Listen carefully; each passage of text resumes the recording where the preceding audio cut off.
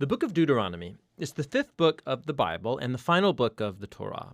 After the exodus from Egypt, Israel was at Mount Sinai for 1 year, entering into a covenant with their God. And then they had the disastrous road trip through the wilderness, and the Exodus generation disqualified themselves from entering into the land promised to Abraham. And so Deuteronomy begins with Moses standing in front of this new generation, explaining the Torah. And it's from here that the design and purpose of the book unfolds. Deuteronomy is a series of speeches from Moses where he's calling the next generation of Israel to be faithful to the covenant with their God. At the center of the book is a collection of laws, which are the terms of the covenant between God and Israel. Some of the laws are new, but many are repeated from the laws given earlier at Mount Sinai. And that's actually where this book gets its name, from a Greek word deuteronomion, which means a second law. Now, surrounding these laws are two outer sections of Moses' speech. Each of these are broken up into two parts themselves. Let's just dive in and we'll see how this whole thing works. So Moses, first of all, summarizes the story so far, and he highlights how rebellious the previous generation was, in contrast with God's constant grace and provision in the wilderness. And God did bring his justice on them, yes, but he did not abandon his covenant promises.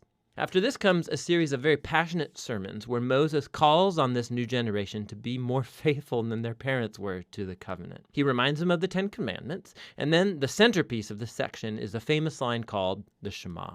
Moses says, "Listen, Israel, the Lord is our God, the Lord alone, and you shall love the Lord your God with all of your heart, with all of your soul, and with all of your might." This became a very important daily prayer in Judaism, and it brings all of the themes of the book together. So the word listen, or Shema in Hebrew, it means much more than just to hear. Its meaning includes responding to what you hear, or in English we would say obey. And the word love in Hebrew also means much more than just an emotion or feeling. It's about a decision of wholehearted devotion to God that involves your will and your emotions, your mind and your heart. Now, for Israel, their obedience and devotion to God served a much larger purpose. Obedience to the laws is going to make Israel a unique people among the nations. Just like God said at Mount Sinai, they will become a kingdom of priests. And Moses now says, how? Israel has the chance, by following the laws, to show the whole world the wisdom and the justice of God. The other key idea in the Shema is that Israel was called to obey and be devoted to the Lord alone. Or literally, in Hebrew, it says, the Lord is one. Now, in context, the point is that the Lord is the one God Israel is to worship and obey. Israel's about to go into the land of Canaan, where people worship idol gods that represent all different aspects of creation, the sun, the weather, sex, and war. And in Moses' view, worshiping these gods degrades humans and destroys communities. But worshiping the God of Israel, who's the creator and the redeemer, that will lead to life and blessing. And so we come to the large collection of laws at the center of the book. And they're roughly arranged by topic. So the opening section is about Israel's worship of their God. They were to have one central temple where one God would be worshipped. And also, God was to be worshipped in Israel's care for its poor. So, for example, all Israelites were to set aside 1/10 of their annual income to be given to the temple. But another 10th was to be set aside every 3 years and given to the poor. And these are the kinds of laws that put Israel on the cutting edge of justice in comparison to their ancient neighbors, and it was all bound up with their worship of God. The next section outlines the character qualities of Israel's leaders. So the elders, the priests, the kings, these were all placed under the authority of the covenant laws, which God said that he would enforce by sending prophets to keep the leaders accountable. So in contrast to Israel's neighbors, where kings were thought of as divine and a law unto themselves, Israel's leaders were subordinate to the law and the prophets.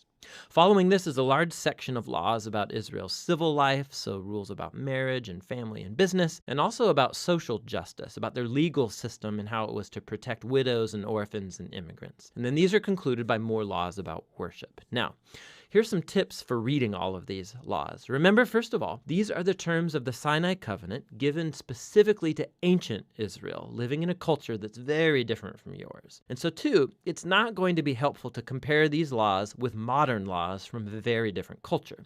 Rather, these were given to set Israel apart. And so we need to compare these laws with those of Israel's neighbors, like in Assyria or Babylon. And when you do that, all of a sudden laws that seemed harsh or bizarre become much more clear. You see that God is pushing Israel to a higher level of justice than was ever known before. And so finally, try to discern what core principles of wisdom or justice underlie any particular law, and you'll discover some really profound things. So here's an extra credit assignment. Go see how Paul the Apostle does this very thing in his first letter to the Corinthians, chapter 9, verse 9, and he quotes a law from Deuteronomy chapter 25, verse 4. It's really interesting.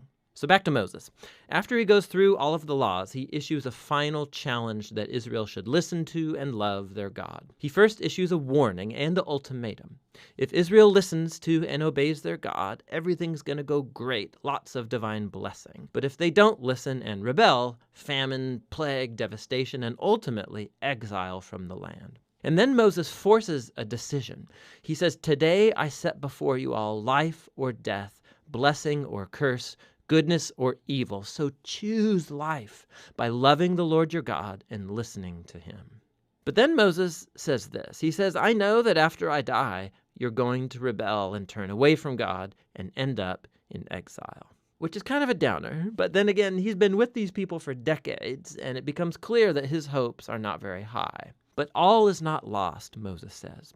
One day, when Israel is sitting in exile, at any point, Moses says they can turn back to their God, who will, in his words, circumcise your hearts so that you may love him with all your heart and soul and live. Now, this is a vivid metaphor that's saying something is fundamentally wrong with Israel's heart. It's stubborn and hard. And it's the same thing wrong with the heart of all of humanity. This is going all the way back to the rebellion in the garden. Humans seized autonomy from God. They wanted to define good and evil for themselves, and they ruined God's good world as a result. But one day, Moses says, God is going to do something to transform the hearts of his people so that they can truly listen to and love God from the heart and be led back to true life. And this is the promise that gets picked up by the later biblical prophets, Jeremiah and Ezekiel, the hope for a new heart. So Moses ends his speech with a poem of warning and then of blessing, and then he walks up onto a mountain and he dies. And so the Torah draws to a close. All of the major plot tensions of the biblical story are in place, but left totally unresolved. So when is the descendant of the woman going to come and defeat evil? Or how is God going to rescue the whole world and bless all nations through this family? And how can God's holiness be reconciled with people who are continually rebellious? And how is God going to transform the hearts of his people? You just have to keep reading to find out. But for now, that's what the book of Deuteronomy is all about.